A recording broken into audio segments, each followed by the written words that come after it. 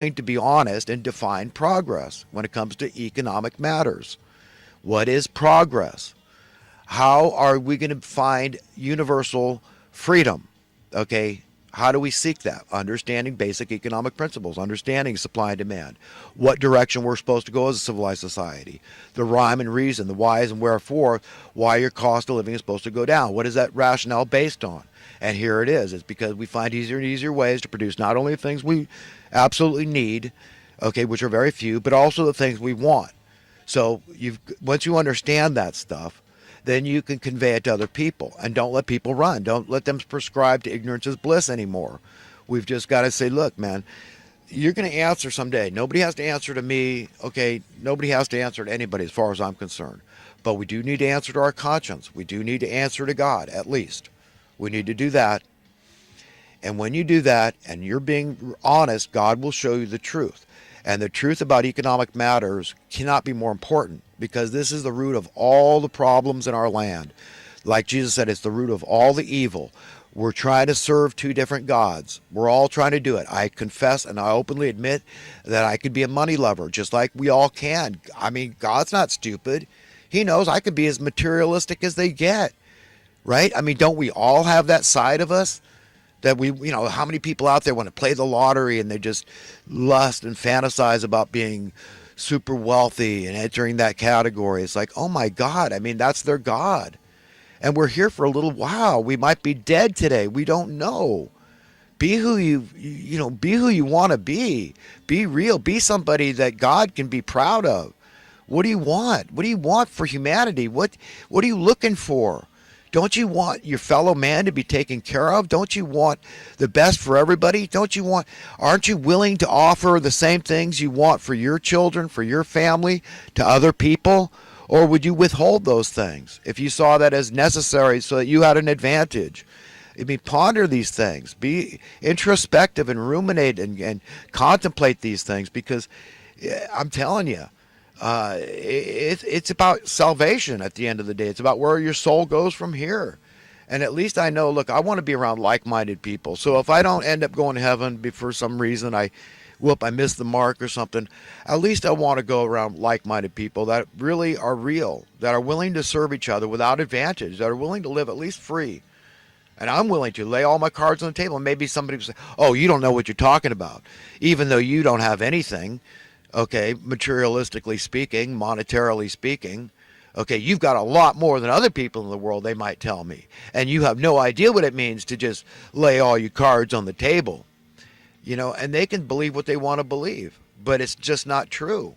It's just not true. I can point at the evidence, the statistics, the facts. Desperate poverty could be ended around the world. We don't need to maintain this and sustain this. And it's abhorrent to God, and it's the root of all the evil in the land. It's causing all the problems. It's the cause of the national debt, the welfare state. It's the reason for communism and fascism. It's why they created crony capitalism to make all the communism and the dubious warfare and the high crime. It's the root of all our problems, the drugs and the abortions, the suicides, the homicides. All of our problems can be attributed to this.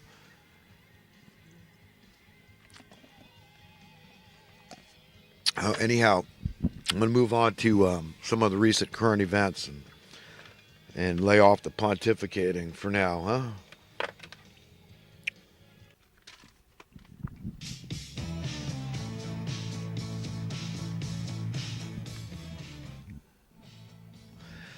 Continuing here with recent current events locally here in Butte County, California.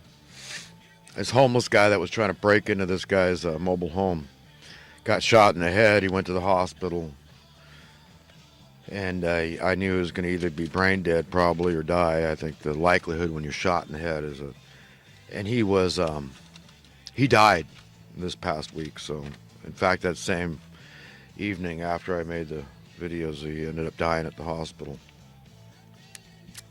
and it was a justified homicide. Again, something that could have been prevented with a minimum guaranteed income.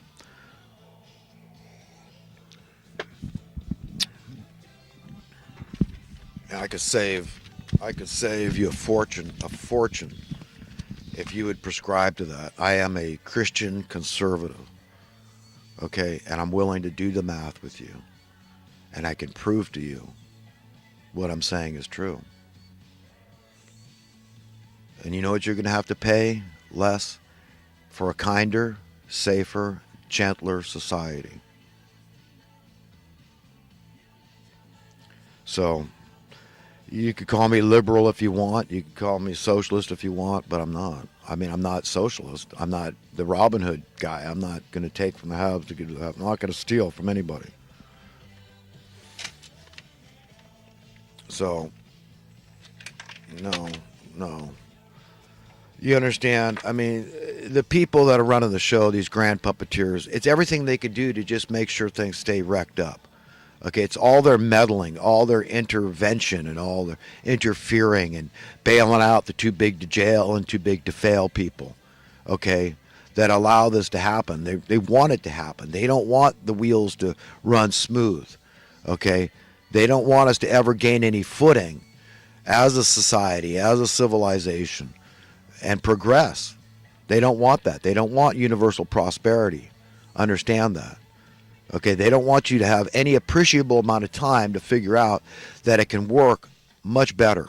Okay, much better. Okay, that's it. Much better. And save you a lot of money. So all these people that want to poo-poo these things I talk about, they need to do the math themselves and figure it out. Okay? Figure out why most people decide to be criminals. Not to excuse their behavior, but when you keep on raising the bar higher and higher, it's inevitable. They know they're going to create chaos and problems in society by deliberately making people poor.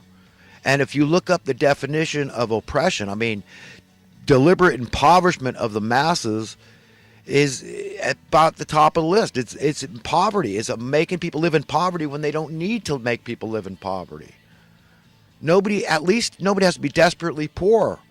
I'm not even saying end poverty. I mean, like Jesus said, you're always going to have the poor with you. Fine. I can accept having the poor. I can accept being poor. But I can't accept my brothers and sisters dying out in the cold. I cannot do that in any conscience. I can't live with myself. And I don't want you to live with yourself. I want us to speak out about these things. You know, all this talk about the immigration and all, you know, it's like, dude, take care of our own first. How dare they? And then they call me lacking compassion when I'm saying, no, take care of our own native sons and daughters. Okay, we can't be bringing people in here when our own problem is bad from anywhere. I'd shut down all international immigration to America, all of it. No, don't let anybody come here. I would shut it down state to state till we get our own problems solved. No, we could even shut it down county to county. We could shut it down all migration city to city if we wanted to. We get our own problems together in the city before we let anybody else move in here. And at the top of that list of problems is desperate poverty. Okay, that's what I'm saying. And anybody that wants to justify that, just remember, you don't have to answer to me, but you will stand before your owner someday and answer for that. Knowing about the Cloward and Piven strategy, how we are definitely, it's inarguable, we are definitely being deliberately, intentionally impoverished, that they need this, they want this desperate class of people out there. This is classic ancient feudalism. It's not archaic, it's true, it's real, it's happening all over again. It's inexcusable more now than ever before in history. Because the knowledge of the ages is at our fingertips, folks. God, I could go on all day about that. I'm very passionate about this issue. But,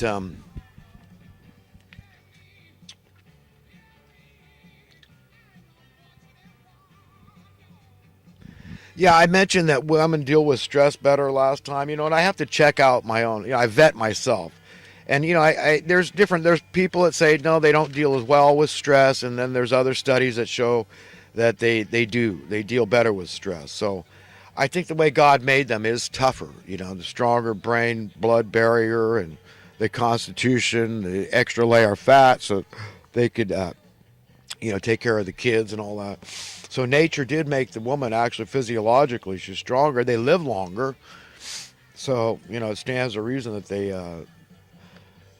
they're not as high strung, let's say type A ish as men, and we're hearts beat faster, the adrenaline, the blood pressure, all those issues we have.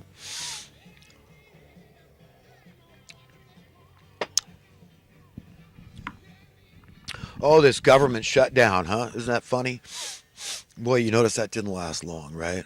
It's funny. And they don't want us to have any appreciable amount of time to figure out, hey, we don't need them. Let's get the national debt paid off. Let's shut down all these unnecessary agencies. So what? They're unemployed. Join the club. There's been plenty of unemployed people through the ages. And the vast majority of jobs out there. Could you imagine if we just ended desperate poverty, do you know all the jobs that would disappear that depend on the problems persisting, the problems that are induced by desperate poverty? The jailers, the lawyers, the judges, the clerks, all those working in that that criminal industrial complex, law enforcement. Is that saying that I don't care about these people and I want them to be unemployed? And no, you see, nobody can claim that. I'm on everybody's side. Jesus Christ gave me permission to do that. He gave you permission. If you're supposed to be every man's friend, love your enemy, you're supposed to be a friend to your enemy, then it should be easy to love everybody else. I'm on everybody's side. In fact, I'm thinking about getting a bumper sticker made that just says, I'm on your side. And that's it. And I can do that. You can do that. It's not inconsistent. Yeah, you're going to feel some conflict about that. It's another paradox. But it's what we have to do. It's the kind of people we should strive to be. Those that love everybody. I'm on everybody's side. So desperate poverty. So the welfare industrial complex has to shut down. The social welfare industrial complex. Does that mean they should be worried? No, nobody. Nobody working in the dubious warfare complex needs to worry. Nobody would have to worry. In the national debt, 25% of Americans are employed somehow in the financial services industry. Nobody needs to be threatened by a guy like me. I'm on everybody's side. Equal freedom, financial freedom, free, man. That's it. That's what we should be. That's progress, is getting closer and closer to universal freedom. That's being a good American. So that's all I really am, folks. And that's all I would implore you to be, is just be a good American. And all over the world, anybody can be a good American. It's believing in freedom, freedom is at the top of the list of being happy. Okay. And if I'm going to get away from all the vices I see myself getting, muddied up in and all this crap and all these forms of escapism that we all kind of lean to for relief, right? It's a relief. Wow, contending with the world is hard. It's hard being human, and reality sucks so much. And so we're all doing stuff. There's just drugs, alcohol, comfort food, retail therapy. We take endless vacations. I mean, there's just a plethora of ways that people contend with the issues that they have with just coping and to escape and try to get some relief. And those things would disappear. You understand what we're after here? Freedom is a beautiful thing. This is what's going to bring us happiness. This is what's going to really bring us happiness. And that's why I am such a proponent of freedom. And I want everyone to understand this. It cannot be reserved for just the few that find financial prosperity, that rise above. There's the successful ones, right, as we call them. It can't be reserved for them. Okay? I mean, look, it'll work. Look at all the volunteers out there that are falling over themselves to work for Habitat for Humanity or your local soup kitchen. Okay? And they're just scabs, right? They're taking somebody's job. I mean, look at the paradox we're in. It's one big fat paradox with a lot of little branches of paradoxes. It's crazy. It's a miracle that any of us can cope in this mess. It really is. People, they're unhappy after they retire. They feel like, wow, I had purpose. I had a job to go to. Now I got nothing. And they end up dying. They lose their will to live because they don't have a job. So this idea that the system would break down if we were all born financially sound and didn't ever have to worry about the money masters of misery that invented money, not for the purposes of facilitating exchange, but for the purposes of inflicting misery and advantage, gaining an advantage, a way to steal your labors. Okay, that's it. That's what they're doing. They're stealing your labor. That's what the money does. They're not doing anything for you. I mean, give me the ink and paper on the printing presses. I want that job. I'll take that job. Why can't I have that job? You understand? There's no applications being taken for those jobs. People have a copyright. They have a patent, a perpetual patent to this money. The prevailing money of our land is the Federal Reserve note, the dollar, right? And whether it's digital or any other form, it's always that Federal Reserve, this private group of individuals that are barely a proxy, and it's not a quasi-governmental agency. It's so messed up, so sick and twisted. The waters that we are forced to swim in are so muddied and bloodied, they're opaque. And the idea is just clear your little windshield here. Look after old number one. You can't worry about other people. Social Darwinian economics. Yeah, get with the program. Comply, conform, capitulate. Go along to get along. Just look after yourself. Don't worry about the other downtrodden and the weak links. No.